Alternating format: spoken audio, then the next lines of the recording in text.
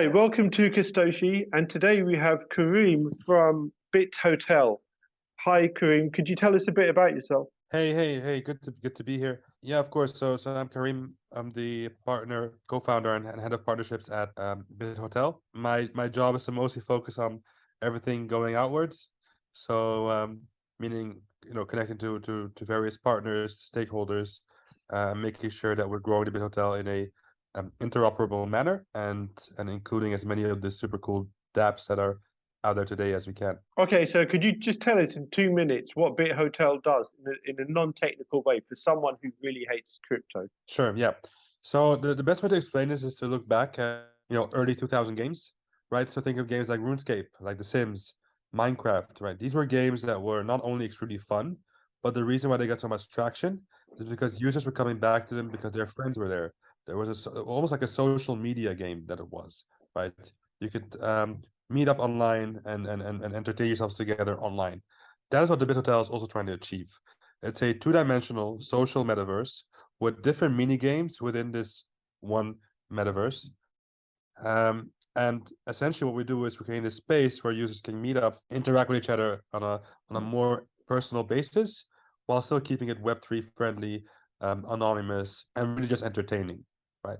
So take everything that Discord, or Telegram, and other social media platform offer, but then wrap it inside a metaverse where users can really interact with each other and game together, right? Because when you meet your friends, it's not only about sitting down with each other and talking, but it's also about doing something fun together, and that's what we're trying to offer here. Okay, and is this something you're building, or have you already released it? We started building about 1.5 years ago, at the end of the bull market, right? When the times were still very good for the average investor. Now I'm proud to say that we have a version 2 of our MVP live, and we've just hit about 100,000 users. So it's really been taking off. Okay, great. And so I take it that all you need to play it is MetaMask. Actually, no, you don't need anything at all except yourself. Oh, So okay. it's really Web2 friendly. So we have NFTs, right? We have characters, rooms, and furniture. Mm. However, you can just log into the game and start playing without connecting any wallet. However, what we've now integrated is that we have a BitHotel wallet integrated into the game. So users can just log in with their Google account, and they'll get a non-custodial wallet with their own private key that they can then use to play the BitHotel and store their NFTs in, store their assets in, etc. Okay, but can they use MetaMask instead of Gmail, or do they have to have a Gmail account? No, they can use a MetaMask instead of Gmail or a Trust Wallet or a Wallet Connect. All these wallets. Yeah. Oh, okay, yeah, because I was trying to figure out when you said Gmail, I was trying to figure out if it was a centralized game, or if it's or if there's a decentralized aspect to it. And actually, the wallet that we have, even though you log in with your Google account, your wallet is linked to your Google account. You still own your private key, right? So it is a decentralized wallet. It just has a social login. So what's the actual crypto aspect? Is it that you can earn tokens, or you can use tokens, or is it that you can mint an NFT and have in-game items? All of the above. Essentially, you can first of all purchase NFTs that are usable in game. So, like I said, like you have characters you can play with, rooms that you can be with and host events in, and furniture to kind of enrich the whole experience. You can spend your tokens in the game to try to earn more tokens. So wagered matches. You can earn tokens by playing. We also have some free to earn mechanics. You can also earn off-chain tokens that you can then spend on-chain NFTs to have a really nice entry for those that don't want to invest any money from the get-go. So there's different examples. So what blockchain does it actually use for the smart contract? So we're Binance Smart Chain native. However, we're a multi-chain. So we've now integrated Moonbeam and Casper. There's other non EVM layer one that we have recently integrated as well. And we're also in talks with various other blockchains to continue to spread the BitHotel onto all these different layer ones and twos. Oh, I see. Okay, so I assume I'm a technical guy, so I understand this stuff. So I assume you have like a web front end for your game, and then you talk to your own servers with like Node.js or something on the back end, and that then just stores very basic NFTs, or it uses different blockchains just to like do very simple transactions. Because if you're multi-chain and you're using a mixture of EVM and non-EVM chains, it's going to be very difficult to keep the smart contract logic working between different chains. Am I right? It's very similar to how a centralized exchange works. So the hotel's database is centralized, yes. However, it can interact with different blockchains at the same time, and I think that's how it works. Okay, that's what I'd have guessed actually. Yeah, I've seen a lot of these architectures. So you're not really fully decentralized. You use crypto as a reward system, but you're not like a decentralized game. No, I wouldn't say that we use cryptos as a reward system, because you do own your assets. The assets You that do you own have, them, yeah. you do own them, right? That's a huge part for us. We have to also think about this on another level, right? Full decentralized gaming, I think, will have the most terrible user experience you can imagine. Because imagine every time you try to do anything in the game, you constantly have to sign a transaction, pay gas here, pay gas there. Like this, we're making it more seamless, I would say, and using the best what we think blockchain has to offer at the right times. Yeah, I think you're right there, because that stuff that you were saying, that you have to keep signing transactions, that will come actually that is coming to change already. And the thing about the speed as well of confirming transactions, that will get faster, but we're not quite there yet on most chains. So I agree with that. That's maybe 2 or 3 years probably possible to have a lot more stuff on chain. But even then, there's still a lot of game logic which might not make sense on chain yet. I agree with that. So what's different about your game and things like Axie Infinity and things like that? Well, first and foremost, we don't give out more rewards than what we have. We try to pride ourselves in being as sustainable as we can. An example of this is focusing on play to earn mechanics that where users have to spend some tokens to earn more tokens, but it's all part of the same pool, right? Like that's how wages would work, right? Next to that, we are a 2D metaverse, which is actually quite rare. We can talk about the metaverse I think for hours about what the meaning of it all is, but in essence for us it's just a virtual framework on which users can meet and can get connected. And we've kind of packed this framework into this really 2D retro pixelated style artwork, right? So making it very nostalgic as well for the user. And on top of that, we're social first. So meaning that social interactions is something that's a really big part of our thesis.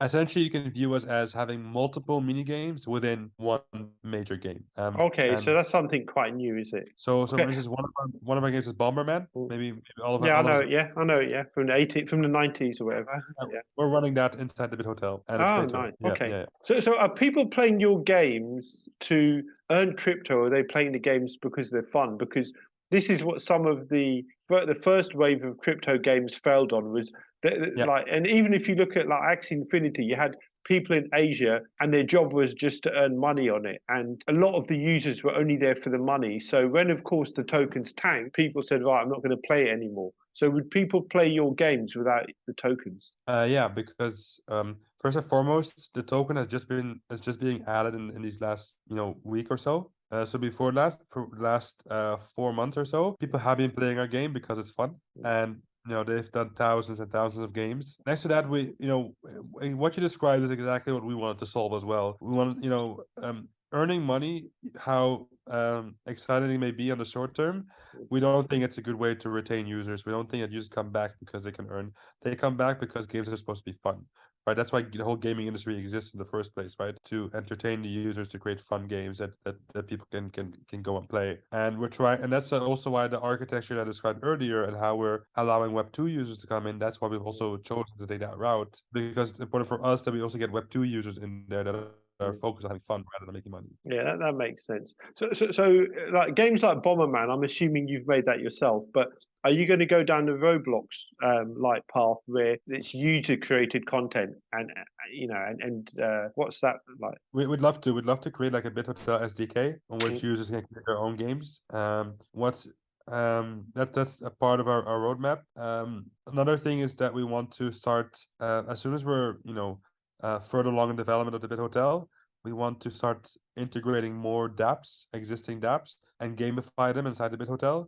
So let's say you take a really cool DeFi protocol with some staking. We'll just gamify the staking pools, but use the same contract that the DeFi protocol is using, right? Oh, a bit Just like Tomb Finance, you mean? Sort of how they um, used to do it, yeah. They turned it into a bit of a game. for example, what's also really cool is there's also something we're working on is that the NFTs are games in themselves. Mm. The way that works is we can have like an arcade NFT, let's say a pinball machine. You can put that pinball machine in your room, so you own it because it's an NFT. Mm. However, people can go to that NFT, to that pinball machine, Mm. play it, and start earning on it as well. And then because you are the host, you'll also earn from that. So creating this whole upper level hotel landlord Mm. mechanic is also really exciting for us. I think that's interesting. Yeah, yeah. I think one thing you said though is you want to make an SDK. Now, I can see that the first wave of crypto projects had a lot of SDKs, but when you say you're going for the non-crypto audience, I assume you played Roblox. I tried a So few times. yeah. So when you use Roblox Studio to edit a game, it's very graphical. There isn't any SDK. So I can't see that an SDK would necessarily make it easy for developers to make games. I mean, I'd say you need something graphical if you really want, like maybe with a scripting language attached, if you wanted to make a lot of people build games. Perhaps. Although I think for us it's more about having developers.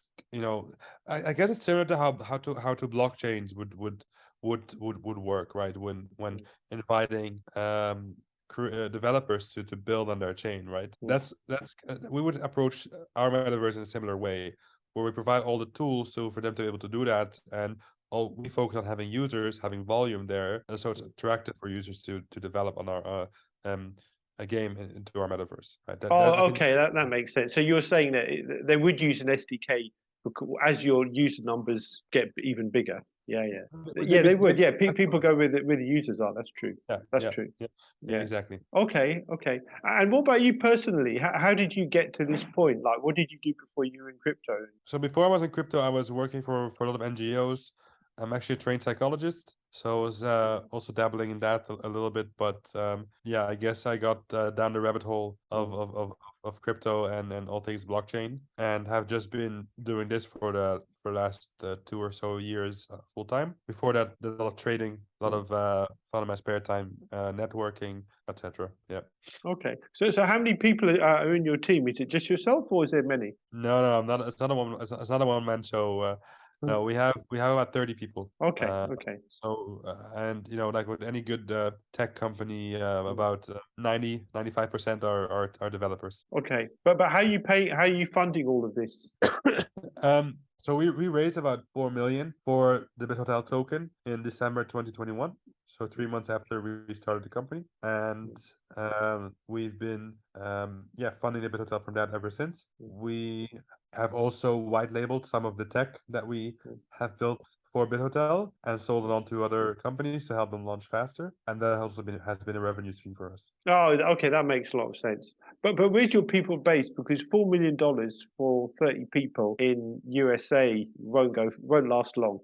No. I mean, we're based in Amsterdam, the Netherlands. Mm. So it also doesn't last very long here. Mm. So we're also looking at doing an equity raise Mm. pretty soon. Mm. And we're also focusing more on our token, getting volume into the token, because now we've built out all the utilities, so it's time for the token to really flourish, I think. Ah, I see, I see. But do you have money? Do you have money coming in from the game? Do you earn like a percentage of transactions or something? Yeah. We have some fiat on ramping Mm. for in-game assets, and we tax everything. Ah, okay, okay, that makes sense. Okay, how do users join? Have you been reaching out, or have people been doing it via recommendation, or what? Because 100,000 users, and Yeah. you've been released for how long? Since September. Okay, so how have you been getting those users? Yeah, so it's actually a good question. We run ads on TikTok, YouTube, Mm. Meta, Mm. and but what by far has brought us the most users is a very good partnership with a large Web2 influencer. Mm. He has about 8 million followers across his channels on TikTok and YouTube, Mm. and he's he's been coming to our office multiple times per week, and we've been like filming funny sketches together. We have a BitHotel mascot costume that we take in the streets and shoot Good funny idea. videos. And these videos they go viral, and they fuse us into our game. Oh, okay, yeah, good idea. Okay, Some really I creative think marketing. no, I like it. I like that. But at some point, you're going to have to get users actually saying to other, wanting their friends to join as well. But that's the Sure. next So step. yeah, and but we also have referral affiliate program, the BitHotel affiliate program that allows you to monetize the referrals. Okay. Yeah. Okay. So I think so things are going well for you guys, and I think the last question I've got is: what are the mistakes you think have been made with most of the gaming companies up to now? And then there's a second part, which is going to be: where do you see Web3 gaming going in the like next 3 to 5 years? Yeah, so there's a mistakes for gaming companies. I think I can only really speak for Web3 gaming companies because I wouldn't say, but I was to look at how Web2 companies are making mistakes. In general, what we've seen is that in the bull market, a lot of these companies have raised way too much cash, which you might think, hey, there's nothing wrong with that, but actually there is, because for every token that you pre-sell, there's an investor that wants a return on that token. Sort of actually, we've seen gaming studios, raise for projects. They raise like 20 million or something. The token essentially dies immediately, and then they use the money for something completely different. So that's not really I think a very ethical thing to do. Next to that, we've indeed seen people focus too much on play to earn instead of play for fun, which I think we touched upon earlier. But that's, I think, one of the biggest mistakes we've seen in Web3 gaming. In terms of Web3 gaming for the future, actually it's looking good. We might think, hey, we're in the bear market, everything is bad, but not really, because the bear market has forced VCs to become more critical of what they're investing in, because they actually they're less liquid, and it raises the bar. It makes people create an MVP before they start raising cash. It makes people create higher quality games, right? Because the competition is going up, because the money is only going to those at the top. And what that means is that all the dinosaur coins that we're seeing now that simply have first mover advantage, that's why they became so big, right? Because they started in 2017. They should probably not last very long anymore, and they should get replaced by the actual real quality gaming companies have been created in the bear market. That's what we're looking at. Do you think that Axie Infinity and games like that do you think that they were purely just like a cash grab? I don't know what their intention was when they created Axie Infinity. What I do think is that Axie Infinity really had first mover advantage, because they essentially defined the incentives behind play to, right. They were what made play to earn big. So in terms of a cashback, it's really hard to say. I think they were probably just trying to create something, a Web3 gaming product, and didn't see the pitfalls of having a pure play to earn game. Okay. And what do you think about there's a YouTuber called what is it, Becker? You know who I mean? Alex Becker. Alex Becker. What do you think of? Because I've listened to a lot of his stuff, and I know he's made his money from a tech company, but he's invested in a lot of game studios. Do you think that he talks a lot of sense about the ecosystem or not I don't really watch his videos that much anymore. anymore? Since Once I started working in the blockchain industry, I stopped watching KOL's videos. However, what I do know is that he built Neotopia, right? That did really well. So he probably knows what he's talking about, and he seems to be one of the few KOLs that hasn't completely sold their soul. What's KOL? Sorry, just to define it. Key opinion leader. It's a fancy name for influencer. What is it? KPL, Kingpin Leader. Key Is that opinion leader. Key Opinion Leader? KO. Yeah. It's a fancy word for influencer. Okay, I didn't know. What's that? KPL, yeah? KOL. KOL. Okay. Yeah. Okay. There we go. Okay. Okay. Final question. What do you think of the next 3 to 5 years is going to happen with gaming in crypto? Because I know that the total value probably, if you look at like end of 21, the whole value of the whole ecosystem was probably, I don't know, $50 billion. What do you think is going to happen with game tokens and just the whole ecosystem? So yeah, first and foremost, the points I put forward earlier about the bar being raised and the quality of games going up. I think so. For me, that's one of my biggest my main opinion on the matter. However, on top of that, we're going to see more volume enter the cryptocurrency market. The market as a whole will grow, right? As there's more adoption, as we're seeing now more regulation. Regulation isn't completely bad, by the way, for those that think that. Regulation allows us to get access to a bigger piece of the pie of the global market, right? Hopefully, at least. So Can I ask you a question about that? Because you're in Netherlands, so are you like? Do they have proper crypto regulation in Netherlands? There are some gray areas, I would say. It's further than most countries, I think. However, it's not as appealing as Dubai or Portugal at all. Oh, did you choose Netherlands because you were living there, or? Yeah. Oh, We're fair most. enough. Okay, so Yeah. continue what you were saying about regulation in the future of gaming. Sorry. Well, yeah, right. So as there's more regulation, regulation will make the market maybe a bit more volatile, more things to speculate upon. However, I think the overall value of the cryptocurrency market is going way beyond what it is now, and the gaming market is going to become more important, right? There have been many hypes in crypto. There's been move to earn. There has been I don't know anymore the dog related coins, meme coins, etc. The metaverse hype, they say it has passed, but maybe the hype has passed, but the utility of it is so strong. I think that it's going to keep going and keep growing with the market as a whole. Okay, makes sense. Okay, Yeah. and where can people find you if they want to find out more? Like, could you just, for the audio only listeners, could you just spell out your domain name and stuff like that? Yeah, you can find us on BitHotel.io. That's BitHotel.io. You'll find everything there. Make sure you join our Telegram channel or our Discord channel to stay in touch with the latest news. And yeah, we're looking forward to invite all of you listeners to the BitHotel metaverse. Okay, great. Okay, well, thanks a lot. It was fantastic to speak to you. Yeah. Thank you so much for the great questions. Thanks.